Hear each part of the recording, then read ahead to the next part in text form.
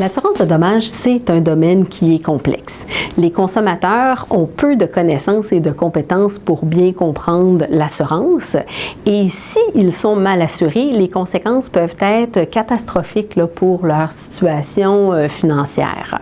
Alors, c'est pour ça que le législateur a encadré la distribution d'assurance de dommages ainsi que le règlement de sinistre en imposant aux professionnels l'obligation d'avoir un certificat, de respecter un code de déontologie et de suivre la formation continue obligatoire.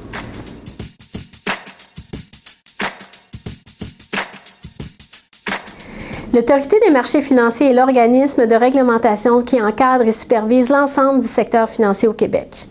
En assurance de dommages, elle contrôle l'accès à la profession, elle émet les certificats de représentants et encadre les cabinets et les assureurs. La Chambre de l'assurance de dommages, quant à elle, est un organisme de protection du public qui encadre les agents, les courtiers en assurance et les experts en sinistre à partir du moment où ils terminent leur stage et obtiennent leur certificat. La Chambre agit donc en prévention et est responsable de la formation continue, de la déontologie et de la discipline de l'ensemble des professionnels certifiés. Le service de conformité de la Chambre a pour mandat d'aider les professionnels à respecter leurs obligations. À l'aide d'un comité composé de professionnels de l'industrie, la Chambre bâtit à chaque année des outils pratiques tels que des exemples de lettres, de guides, des fiches conseils. Et le but de ces outils-là, c'est d'aider les professionnels à respecter les exigences que l'on retrouve dans la loi, les règlements et dans le code de déontologie.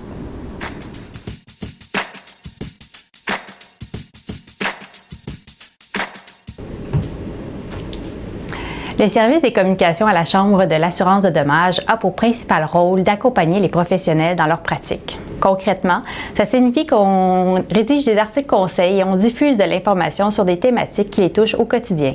Il y a également un site Internet dans lequel on trouve une boîte à outils et une panoplie de sections thématiques. C'est ainsi que nous sommes à leur côté pour les outiller.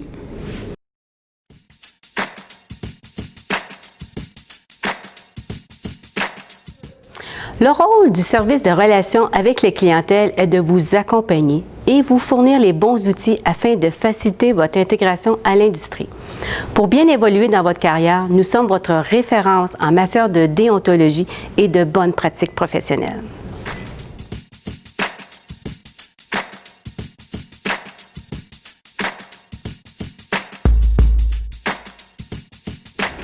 Pour améliorer et maintenir leurs compétences, les professionnels certifiés doivent compléter 20 heures de formation reconnue par période de 2 ans.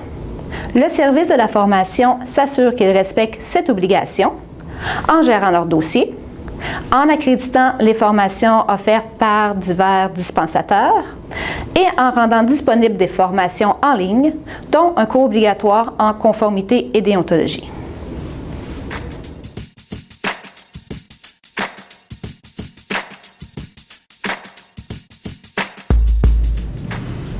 Lorsqu'une plainte est déposée au bureau du syndic de la Chambre de l'assurance de dommages, le syndic a pour fonction d'enquêter afin de déterminer si le professionnel certifié en assurance de dommages a posé un ou des gestes qui vont à l'encontre de son code de déontologie ou de la loi sur la distribution de produits et services financiers et de ses règlements.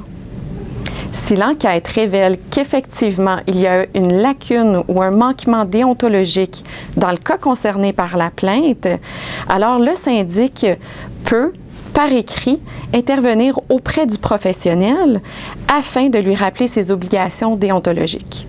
Dans les cas les plus graves, le syndic peut porter une plainte formelle devant le comité de discipline de la CHAD. La loi sur la distribution des produits et services financiers donne à la Chambre de l'assurance de dommages la responsabilité de faire appliquer 2 codes de déontologie. Un code s'applique aux agents et aux courtiers, l'autre code s'applique aux experts en sinistre.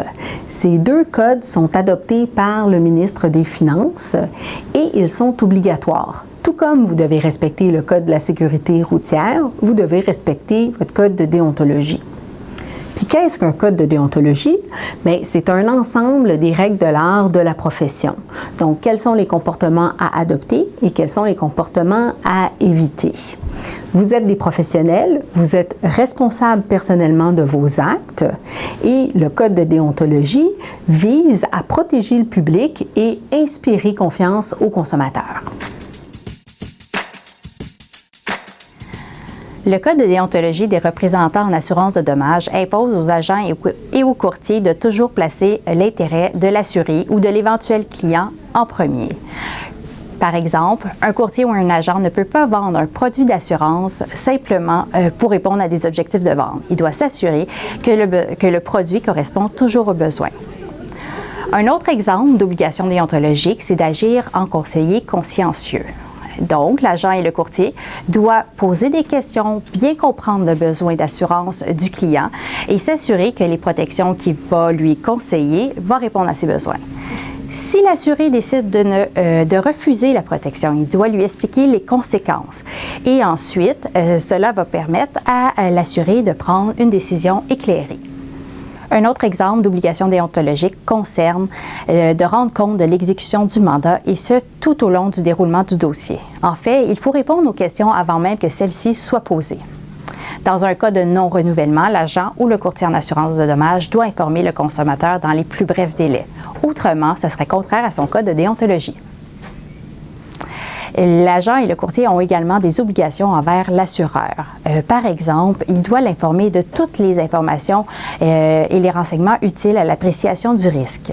Concrètement, par exemple, si l'agent ou le courtier est au fait que le client a un dossier criminel, il doit le divulguer. Autrement, ça serait une infraction déontologique. Le Code de déontologie des experts en sinistre prévoit que ce dernier a des obligations d'information et qu'il doit informer l'assuré, le sinistré, du déroulement de sa réclamation. Il doit lui donner toutes les informations nécessaires pour qu'il puisse prendre les décisions dans le cadre de sa réclamation. Il doit l'informer des étapes, des délais, également lui dire quelles protections sont prévues à son contrat et il doit expliquer les décisions de l'assureur. L'expert en sinistre a également une obligation de contrôle de la réclamation. C'est-à-dire que de A à Z, il doit être au fait de qu'est-ce qui se passe dans le cadre de la réclamation. Il doit s'assurer que tout est fait selon les règles de l'art. Un expert peut mandater des fournisseurs pour l'exécution de travaux. Il peut également mandater des experts pour obtenir des avis sur les causes du sinistre. Cela dit, il ne peut pas mandater sans assurer de suivi ou intervenir. Autrement, ça serait contraire à son code de déontologie. Un autre exemple d'obligation pour l'expert en sinistre concerne dans le fond le respect de ses habiletés, de ses connaissances. Donc, si on lui offre de prendre un dossier qui va au-delà de ses compétences, il doit soit le refuser ou sinon, il peut également l'effectuer, mais en obtenant l'accompagnement et le soutien requis. S'il n'a pas ce soutien-là, il doit absolument le refuser. Autrement, ça serait contraire à son code de déontologie. Le comité de discipline de la Chambre est un tribunal quasi-judiciaire. Son rôle est d'entendre les plaintes déposées par le bureau du syndic. Il est composé de 3 membres, un président qui est avocat spécialisé en droit disciplinaire, qui est nommé par le ministre des Finances, et il est accompagné de 2 membres qui ont la même discipline que le professionnel visé par la plainte.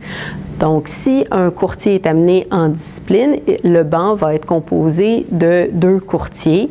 Même chose si c'est un agent, ça va être 2 agents. Et pour un expert en sinistre, également la même chose. Et le rôle du comité, c'est de déterminer s'il y a eu une infraction déontologique ou pas. Et si ça vous intéresse, vous pouvez lire le résumé des décisions sur le site de la Chambre à chad.ca.